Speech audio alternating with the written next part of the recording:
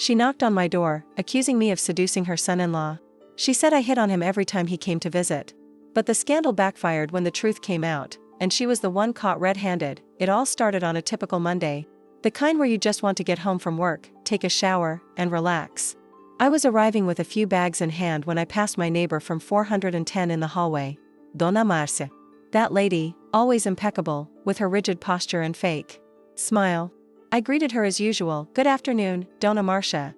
She responded with a cold nod, but her gaze pierced me. At the time, I thought it was all in my head. But in the following days, I noticed she was different.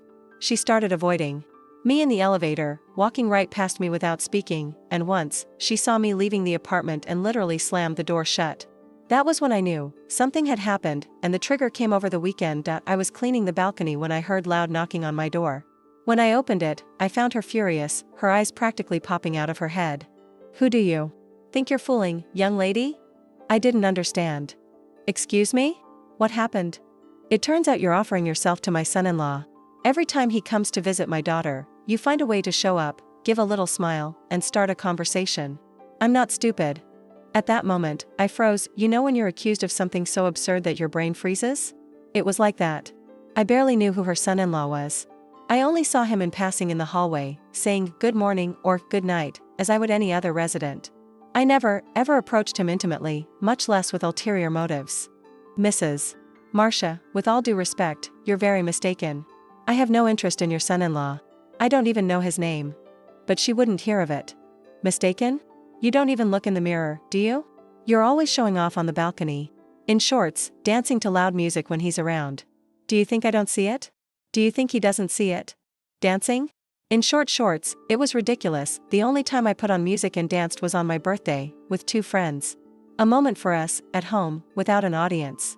And I had no idea he was there that day." She accused me of everything: provocation, attempted seduction, disrespect toward her family. "You should be ashamed. There's a young, beautiful woman trying to destroy my daughter's relationship. But not with me." The cruelest part was that she called me the kind of woman who destroys homes. And that phrase echoed in my head for days after that. She spread the story around the building. Some neighbors started looking at me strangely. 1 or 2 stopped responding to my good morning. I saw a group of women whispering as I passed. I, who had always been discreet, suddenly became the threat of the condominium, without having done anything at all. I felt bad. I locked myself away for days, crying alone, not understanding where she got all that from.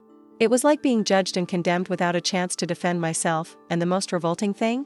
The son-in-law, who she said was being seduced by me, never even gave me an opening. On the contrary, he was polite, but always distant.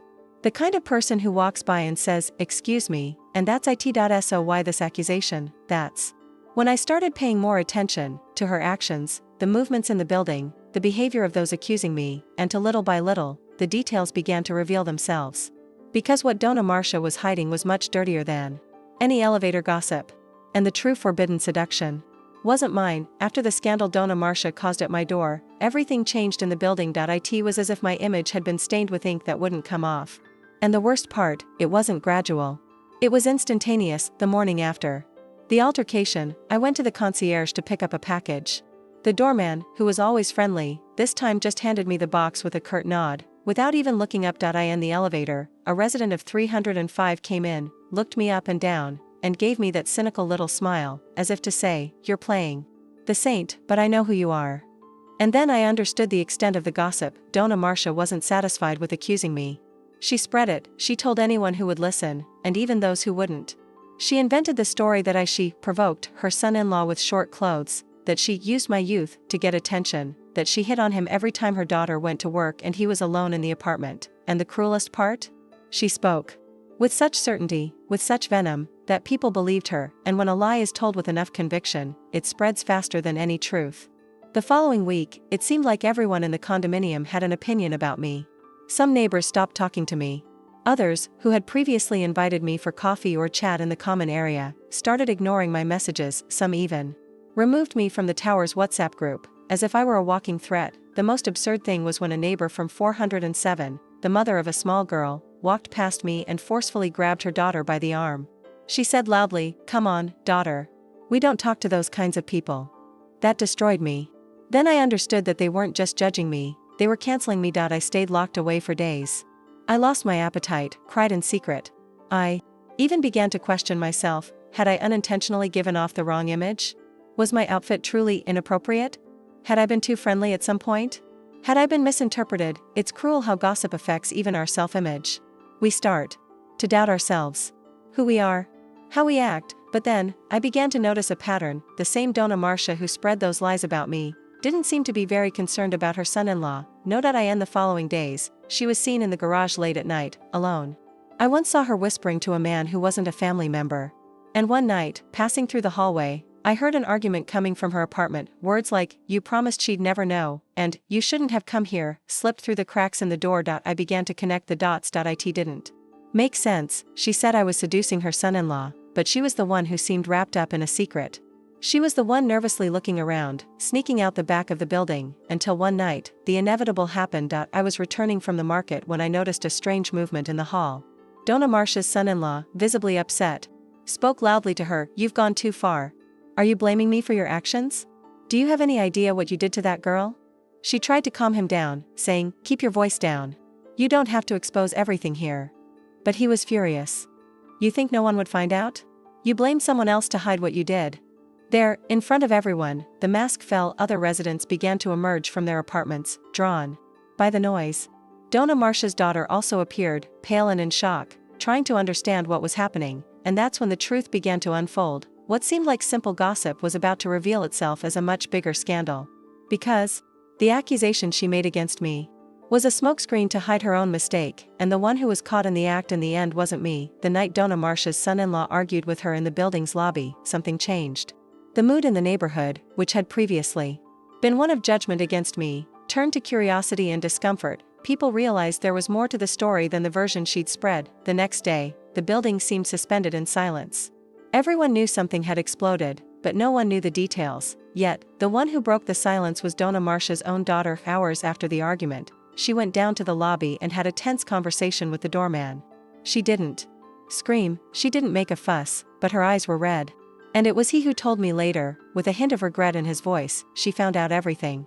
Her mother had an affair with her own son-in-law. Yes. Exactly, the truth was even worse than I could have imagined. Donna Marcia had projected onto me a guilt that was hers. While she accused me of seducing her son-in-law, she maintained, in secret, a relationship with the boy. It all began, according to rumors that were gradually confirmed, with intimate conversations between the two while her daughter was at work. She offered lunch, drinks, advice. Gradually, the tone changed. The two began exchanging messages, which her daughter later discovered on a tablet the boy had left unlocked in the living room. Ambiguous conversations, photos, invitations, meetings arranged inside apartment 410. The daughter, upon discovering everything, confronted her boyfriend, who, under pressure, confessed. He said he had gotten involved, without knowing how, that he had been seduced little by little, and that he hadn't had the courage to tell her out of shame and fear of losing everything. And that's when Donna Marcia lost it.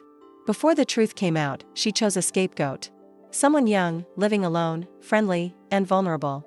Me. She created the perfect story, a bold, provocative neighbor who lived alone and stared at her son-in-law too much. She spread it as if it were fact. And while everyone looked askance at me, she continued the affair hidden in her own apartment. The cruel irony of it all is that, even though innocent, I almost lost my peace, and she, even though guilty, walked with her head held high, until everything exploded. In the following days, the building was filled with a mixture of shock and gossip. The same neighbors who had avoided me began coming to me, apologizing, asking if I knew something, if everything was okay. Some, shamelessly, said, "We should have suspected, you were never that kind of woman." Mrs. Marcia's daughter ended the relationship immediately. She handed the apartment keys to her father and left the building that same day. Her son-in-law, embarrassed, left without looking back. And Donna Marcia? She locked herself in 410 for a week. She didn't answer the door, didn't speak to anyone. And when she finally came out, she was unrecognizable. Her face was haggard, her expression weary, no makeup, no heels, no longer that arrogant air. She passed me in the hallway, looked me in the eye, and didn't say a word. She just lowered her head. The neighborhood, which had previously judged me with such certainty, now watched silently, unsure of where to hide their faces, and me, I left with my head held high.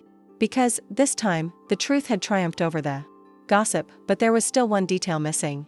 Because the way it all ended was even more unexpected after the truth came out that Donna Marcia, not me, was truly responsible for the scandal involving her own son-in-law. The neighborhood went silent. You know that feeling when the dust settles, but the ground is still shaking? That was it. The gossip that had burned me now burned her. But unlike me, who lived through it all in silence, Donna Marcia was exposed loudly. Some still tried to soften the situation. Oh, poor thing, she must be sorry. She lost her daughter. She must be suffering a lot. But most simply turned their backs. Those same women who had been glued to her in the party room and at condominium meetings began to ignore her.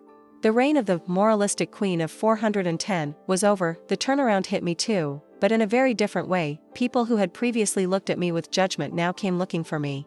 The neighbor from 302, who barely responded to my good morning, rang my doorbell with a cake. I want to apologize. I believed her, and I was unfair. The doorman was cordial and friendly again. A resident from 505 even invited me to the tower's community cafe, saying, "We made a mistake. And you were strong." And do you know what was most unexpected? The respect that followed. Even those who didn't apologize directly changed their behavior toward me. It was as if they understood that judging someone based on appearance, rumors, or envy can ruin an innocent person's life. And Donna Marcia? After days of hiding, she began to discreetly empty the apartment. One day, she left with a suitcase. The next, with boxes. She never announced the move. She never said goodbye. She simply disappeared. Some say she went to live with a sister. Others say her daughter cut all ties. I don't know what the truth is, but I confess I don't care. What mattered was what remained, and what remained was the certainty that, no matter how far the lie runs, the truth has firm legs. And when it arrives, it strikes like lightning. The building returned to normal. The hallways became quieter, the smiles more genuine, and me, I learned that being fair to myself is more important than convincing the whole world that I don't need to explain myself to those who only want to judge, and that, when someone's mask falls, there's no need to push. The truth itself does the damage. Today, I walk through the same hall where I was accused, and I smile. Not out of pride but because I won. I won against prejudice. I won against humiliation. I won against gossip, and, above all, I won without demeaning myself. Like, subscribe to the channel, and comment. Have you ever been the victim of a lie that almost destroyed your peace? Your story might help someone not to keep quiet. See you in the next video. And remember, those who talk too much will eventually get their tongues tangled up, and that's when Donna Marcia lost it.